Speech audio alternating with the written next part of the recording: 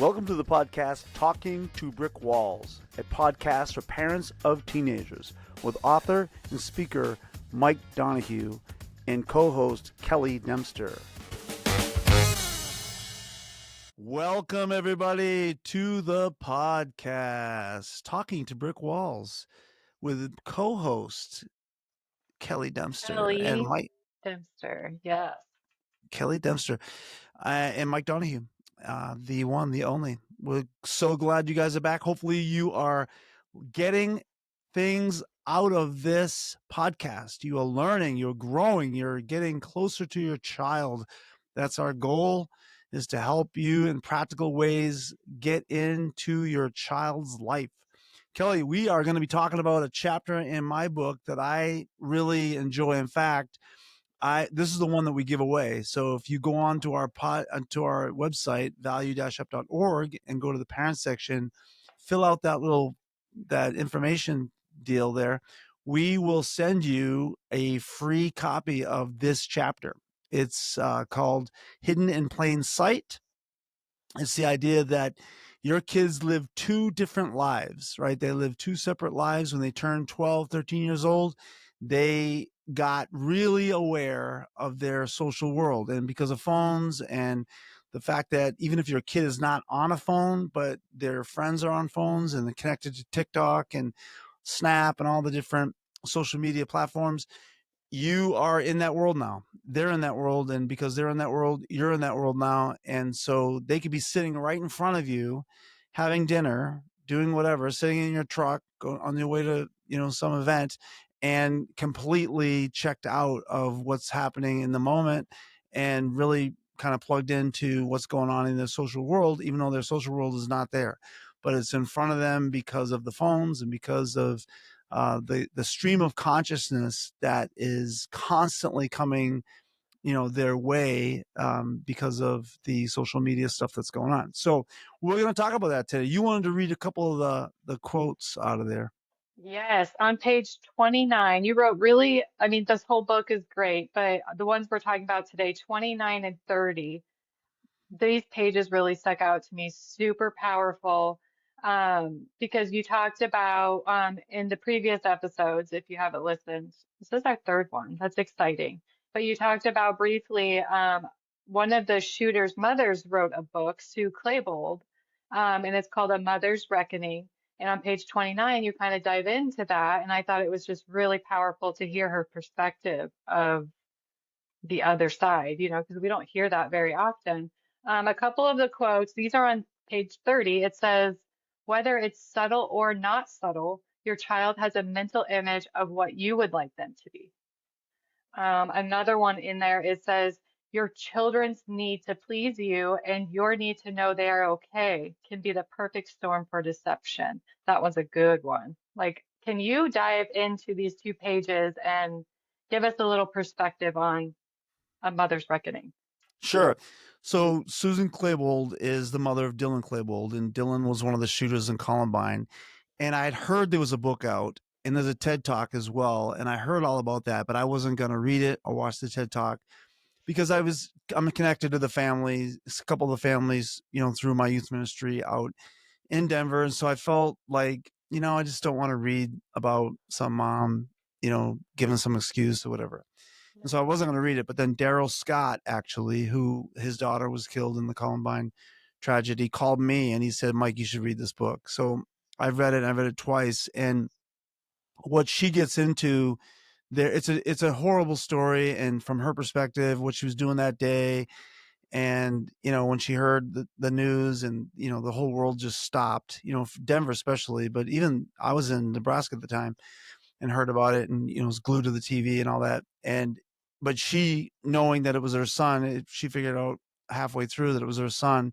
One of the things that she said in the book was, when all the parents in Littleton were praying that their kids was safe, she goes, I was praying that someone would take Dylan's life because he was killing people. They didn't know what was going on in the school. And so that was just heartbreaking to read.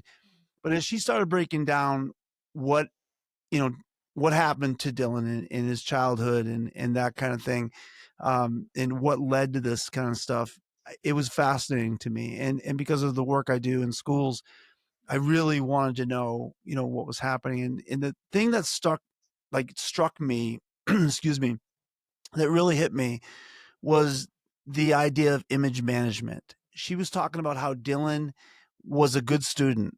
He went to college visits. He was, refurbishing an old BMW with their dad. They had interaction with him. This kid wasn't a latchkey kid. This kid was involved in his parents' lives. They had movie night on Saturday nights. They were involved in his life. They were almost a prototype of what, I would want as a parent to get out of this podcast, right? Is to be connected, to their kid. They were doing their due diligence to connect with their child, and for the most part, they thought that that was working. They thought that, his life was their life, and they knew what was going on. But as she unpacked this concept of image management, she basically said that. She said that he was managing an image. He knew what a Claybold needed to be, right? She was constantly, her and her husband were projecting an image onto him of what they wanted him to be, right? So,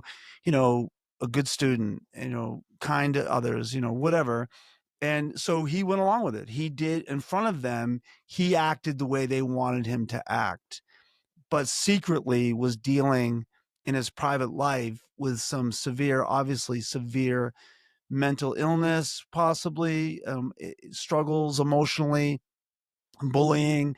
I don't want to get too far in the weeds on what was happening with him because there's different opinions and speculation, but it's pretty common that he was dealing with things in his social world that his parents had no idea was happening. And so that gap between what they thought he was dealing with and what he was really dealing with was huge.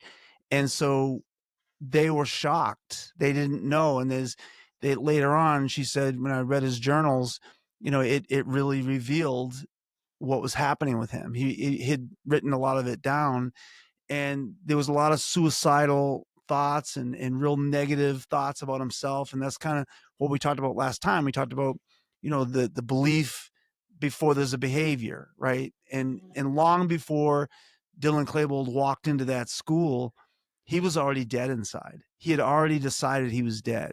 I mean, he knew they were going to die that day, so he was dead. So if he's dead, everybody's dead, right? I mean, Right. everybody's dead. So he, in his mind, so he doesn't care. Like why didn't they care? Why they were killing innocent people? Well, it didn't matter because they were already dead on the inside. And so there was that on his real private world that he dealt with every day.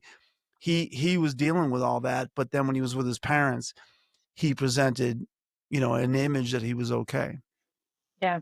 And it's just, like you were saying, we do what the Claybolds do. Like that's just like a norm thing, not just like Claybold context, but that's how a lot of systems are set up, whether it's a family system, a workplace system, is you kind of brush the emotional part out of it. And I think the emotional part is like the identity of like who we all are as beings. Like when we're born, we have these natural needs that need to be filled on an emotional level. And while you were talking, just something that I heard, or I don't know where I got it, but it just really stuck with me, and something to remember is achievement does not equal value. Like, yes, we want our kids to do good in school. Yes, we want our kids to do the sports maybe that we wanted to play. And that kind of goes with the image management of maybe something that we're seeing a lot of when we go to schools or when we talk to parents. And those, I think, are the brick walls that we are not knowing that we're building as parents. As I'm hearing you talk about that, it's like, oh, these maybe the cycles of how we were raised is just natural. Because I know, like, when I first met you and I started working at the health department when I was there, it's like, I thought all of this was normal. I thought, like, what I went through was just like normal until I started getting around other people and it wasn't normal. So Right. I just wonder how we can help create that mindset shift to parents that achievement doesn't equal value. As long as our kids are being true to who they are And something that just popped in my head, that's how I know I probably have I know what you're going to say. You reach for your top shelf. Like, as long as we know our kids are staying true to their value and reaching for their top shelf, I know a lot of things happen in schools. Maybe the teacher doesn't get a grade put in right away, and that causes like a short-term animosity between mom and kid. And it's like, oh, it was a grade that wasn't put in yet. So just maybe being a little more graceful with our beliefs, whether it's a parent or a kid, like believe that everything's going to work out for the greater good, because it typically does, I think, but we Well, yeah, react to that so quickly. and I think parents need to understand that they can't use their child as a trophy, right? You're Mm, and I say that what I mean by that is that you can't judge your parenting or your value as a human, as a whatever, as a parent based on your kid's behavior. I mean, I'm going to say that again because you've yeah, got to get that in your head. You yeah, can't base your value as a parent on their behavior because they're going to do things that are crazy and they're trying things out. They're growing. They're they're reasoning things that are to you elementary and easy because you're an adult with a fully hopefully fully developed brain and you're it's easier for you. They're just their frontal lobe isn't developed yet, so they're still negotiating these things and it may come off you know embarrassing to you. They don't represent you the way mm, you think they should. And so if you're looking at society and going, my kid's behavior is my proof that I'm a good person, you're really going to put a lot of pressure on your kid because they're going to feel that. They're going to know that that image that you have for them is too important to you, right? It's so important to you that you're missing what's really going on in their heart, right? They're going to tell you what you want to hear because they love you and they want to please you and they don't want to disappoint you, but in the meantime, you're missing the real them, the essence of who right, they are, right? right, Because they're still dealing with fear and insecurity and all those things. And if you put your emphasis on the way they behave and that image that you have for them, you're going to again miss out on what's really going on inside of them. And that's where that gap is, right? I don't yeah, think every kid, obviously not every kid's going to go shoot up their school and they're not dealing with those kind of acute you know issues, but I've seen that play out, that image management deal play out so many times, especially working in the church, because again, church people feel like, oh, my kid has to represent, Jesus and God and whatever, whatever denomination you're in. But, and that's my, you know, my truth, my proof that I'm a good parent, that I'm a good Christian parent or whatever. And they put that kind of pressure on them. And it's just, you can't do that. You've got to give them room to deal with real life and to talk right, about things that are going on. Dylan's mom said in the book, she said that there were times that Dylan would give her hints, like he'd drop a hint. As she's looking back, she's like, he says some things about Eric and about what they were doing that were just one liners to try to put it out there. And she said, I just glazed over it. I didn't see it, that he was really dealing with these deep issues and he was dropping hints, but I just didn't pick them up. And mm, that's why this class and this podcast and the book is so important, because what I'm trying to help you with is that your kid really wants to talk to you. It's on the front of the book. It says your teenager wants to talk to you. I 100% believe they do, but they're just not going to sit there and go, hey, let me pile on to you what I'm really dealing with, because they don't know how to do that. right, So they're going to drop hints and they're going to behave weird and they're going to use their behavior to communicate, right? They're going to use their mood to yeah, communicate, right? yeah. So If you we're got to talking get to about the bad issue. behavior, maybe we should see that as a red flag.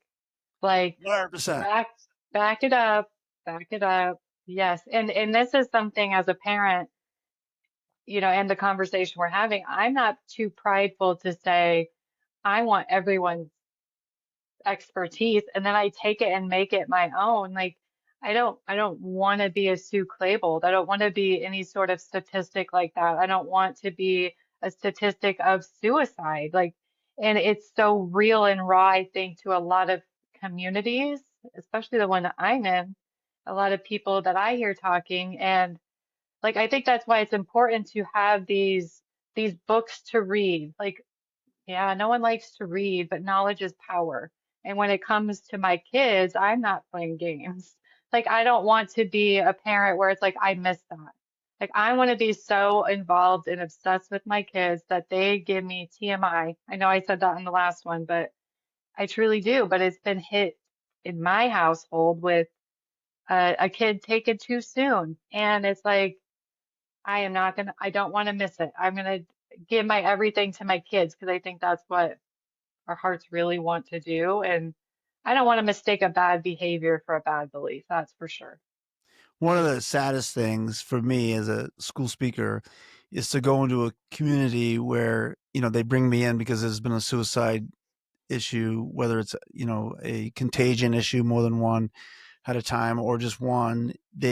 What I hate to hear sometimes, and you hear it sometimes, they'll say, we didn't see this one coming.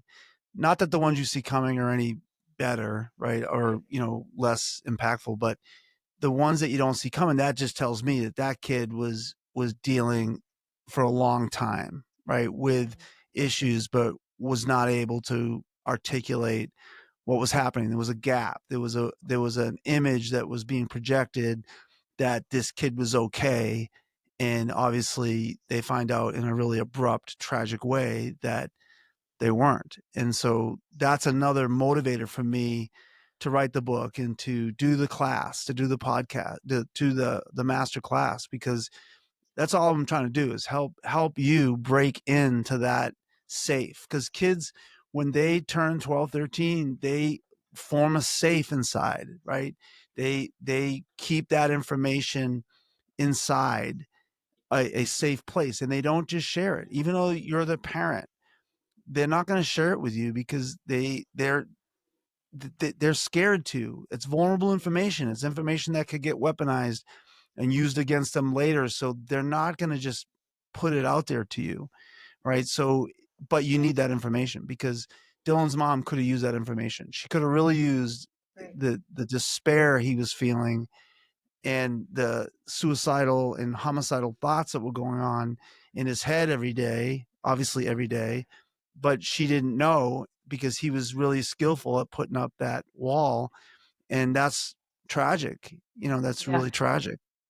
Some of this makes me, you said something earlier, and it made me put myself in my own shoes. You said, I don't know, remember all of the context, so I'm just going to see how I perceived it was most parents like have a brain and or like fully developed brain. I don't know if that's true. Like, I wonder how many of us are walking around scarred from trauma. There's Right. science behind when you are first exposed to trauma, your brain stops growing. I think for me that was for sure true.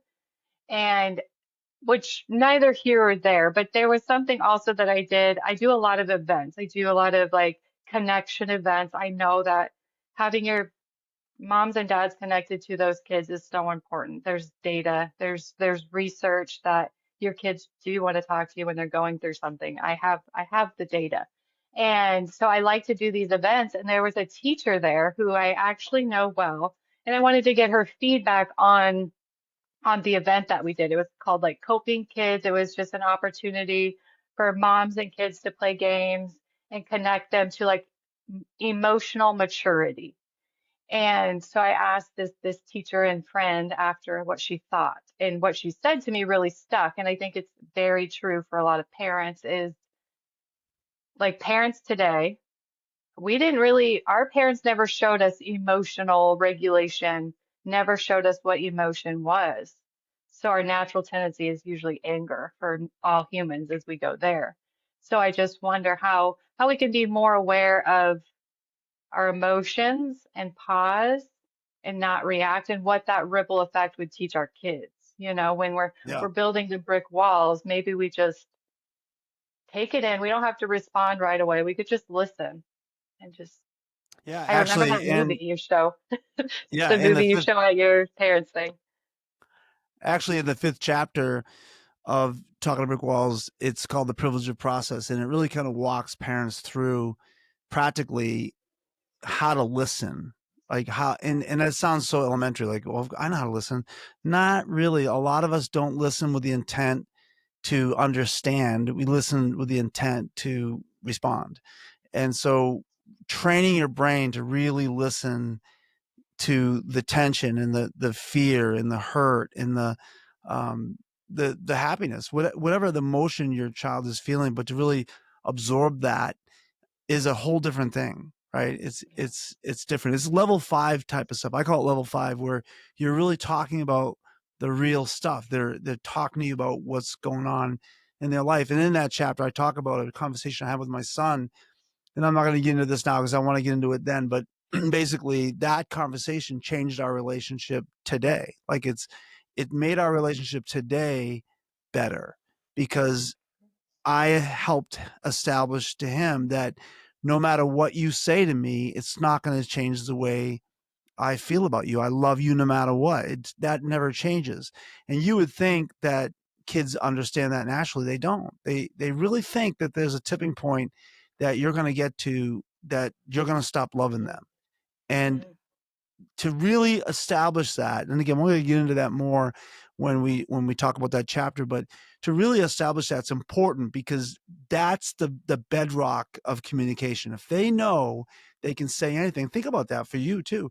If you know you can say anything to somebody and it's not going to change the way they feel about you, you're more apt to tell them stuff, right? But if Right. you think that, man, this piece of information is going to tip them over to not liking me anymore or not caring about me or thinking less of me, now I'm going to shut down, right? And so that's another reason why that image management becomes so important to them, because they're trying to manage both worlds. I had a situation or a teacher came to me one time and he said, this is image management in action right in front of us.